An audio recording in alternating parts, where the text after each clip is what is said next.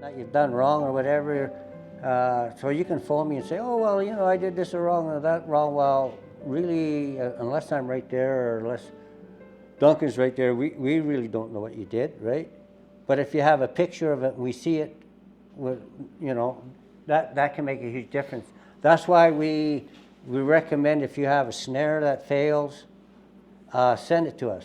And send us a couple that you've made so we can see how they're made, what they're doing. Is it the manufacturer's fault or is it other reasons, right? Marty Seneker went and bought, I can't remember how many, 20,000 I think it was, of these cam locks off of Korea. And I was at his place taking some fur in there, and I was looking at these things and I said, they're no good, Marty. The rivets were not riveted properly. So he paid me $10 an hour, and I was so glad when I was done, those rivets, I'll tell you. It was just absolutely stupid. Yep. You'll get too with pre-built snares. We'll talk about it when we build the snares, but ferrules, aluminum ferrules are like high-end hockey sticks. They're either 100% or they're zero. They're not like kind of broken. It's either snapped in half or it's perfect. And a lot of them aren't crimped perfectly, and you get all kinds of little problems with them, and this, you know, this stupid, this, that, and it's just from, you know, not being done meticulously well. Yeah. So. Journals are really good. I've been going to doing my logbook for ever since they came out, and for the last 3 years I've been saying, hey, my moose population has gone way down. My cougar population is going way up. And that makes a difference on my trapping, right? That really regulates my wolves, my coyotes, and everything. Mm-hmm. And normally just going up one valley, up Bob's Creek, I see anywhere between 30 to 40 moose at this time of the year. In the last 2 months, I've seen the same cow, moose, and a calf and one bull. That's it.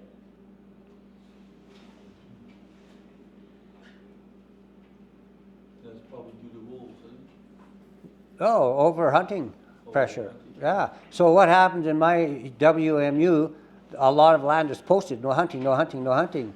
So I have 4 times the hunters that I had coming into my trap line is what I did because of posted land. Land that's posted, they can't hunt on them, right? So they get a draw for that WMU, and they're all flocking over there. When you see the parking lot there, leaving the parking lot, you see 75 vehicles in a parking lot. You know, that's half the size of this yard. That's a lot of vehicles. Mm-hmm. So here are some of the things that we're talking about. Bait, so that works on their hunger. It can work on their curiosity. Things that we want to attract them is lure, like urine and that.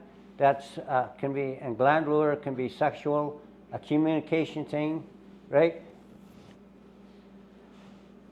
Notice this here wolf, how high he's urinating. So why would you put your urine up here? Right? So he's going to be shooting at an angle, so at a maximum he's probably going to hit there somewhere. Females the same? Like male lift the land too. Females, they squat. Always? Yeah. They'll like get there right onto a tree. Yeah. But it's pretty much, I mean, maybe a baby lift, but virtually always 2 feet down. While Yeah, you'll see the 2 feet down. Yeah. As you approach the tree, if you see urine on a tree and that, watch the way the track's going. That'll tell you whether it's a male or a female. Yeah. Lures. There's a lot of different lures out there, so a long distance lure is good if you want to bring them into a bait station or a lure station, like skunk essence, that sort of thing.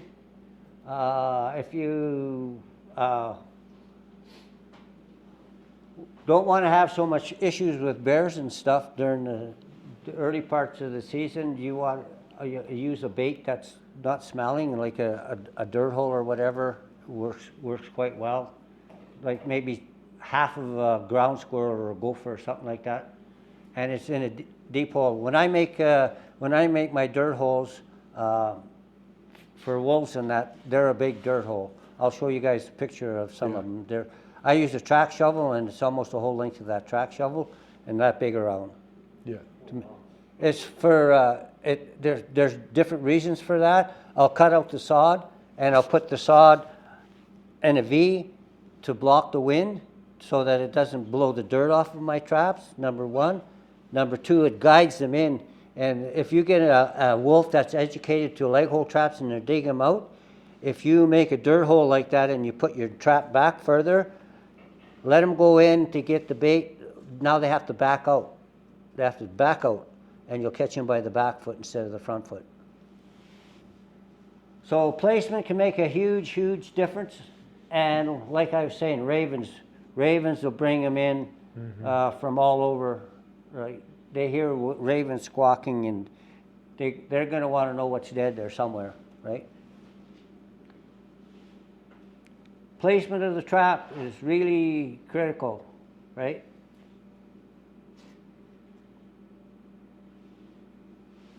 Do you mind if I take like a minute on that? Go ahead. Placement? We have time for that? Oh, yeah. So I just want to talk about placement quickly, especially if you do coyotes, fox, and wolf as far as foot holding. This is really important because you'll get away with it with coyotes and fox, whereas you won't with wolf. Let's or depending on which way you do it. Whatever the feature may be, let's just do let's say there's an ant hill just off to the side on the trail, and it's just, things are peeing on it. It's a classic, an old one. It's kind of old grown in, got a little bluff of grass coming off it or something like that. So here's our little tuff here. Our trail's along like this.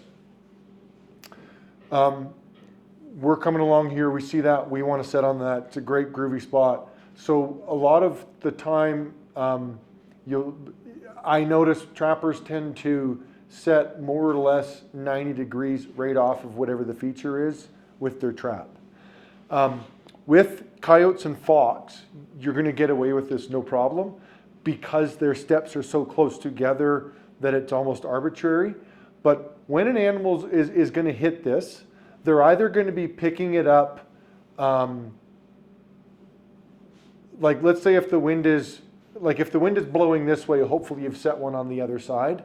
Is typically how I'll set, is play the wind to your odds. But assuming we have them in a direction where they're going to catch it with the wind, and if it's visual, it's the same approach regardless. But whether they're catching it before or after with the wind, they're going to smell it right away. And if you have pee on here, or it looks like they want to pee on it, they're not coming to that conclusion once they're here. They're already thinking that the moment they picked up on that.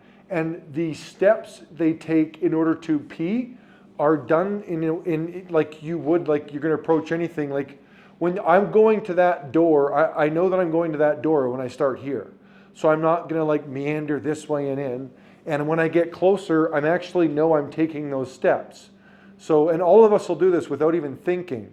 You will line up your steps, and your last couple before you're there, you'll actually either short step or long step to get your timing right, so that you're stepping right before when you reach the handle so that you can step up, because you know that's going to happen, and you do it without even thinking about it. Now, if you're going to pee and you're a four-legged animal like that one there, you know that you've got to lift this leg up. And when you're a bigger animal like a wolf, they actually have to kind of do like a stretch and expose their bottom or their wiener, like male or female. There's a bit of a maneuver, and it actually requires a step over. And when you're a big animal, that step, whether they're coming to it this way or they've smelt it and turned back, the approach isn't come up and look. It's more of a horseshoe approach, okay? And those steps, they know that if they're coming up to it here, if they're approaching this way, their nose is right here, this is their head. As they step up here, they're smelling, they know they want to pee on this. Their next step isn't going in the middle, because then they're back here peeing. They have to step over here to set up to pee. So where you want to set specifically with wolves, this is more exasperated, but it's technically the same with all three species, is you want to set a little bit offset, either that step before or step after the P, because that's their natural foot placement. So that's, and even if you've got 2 feet of snow, you'll find, like, you'll see that they didn't step where your trap was. It may just, it not even be you did anything wrong, it's just you aren't in the natural place to pee given the feature. That's what I was kind of alluding to earlier with that log over the trail as well, but even literally into the foot placement. Do you want to add to that, Ken? No, Does that make sense to everybody?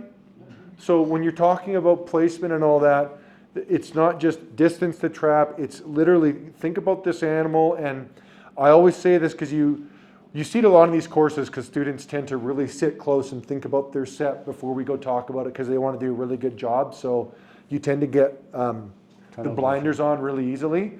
But in general with trapping, it's really good. And when you're talking about bait piles and setting up snares, you know, there's 100 different places you could put snares. So what's the right ones?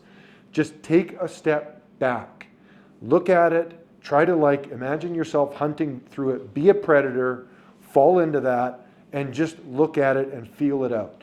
And especially with where am I putting this trap and all that, if you get too caught or too focused making decisions right in front of you, it can just sometimes lead you astray from what the bigger picture is and realistically what the experience will be like for the animal when they come through, right? They're not sitting there for 5 minutes and having a discussion with themselves. They're just hitting it, smelling it, working it, right? It's one thing then another. So you want to try and take that step back and really think about that stuff. Did you like this video? If you did, I think you're gonna like this one right over here. So check it out. And I appreciate your subscribing if you haven't done so already. Remember to do that while you're watching this next video. Click like, it all helps us out for this channel. Catch you next time.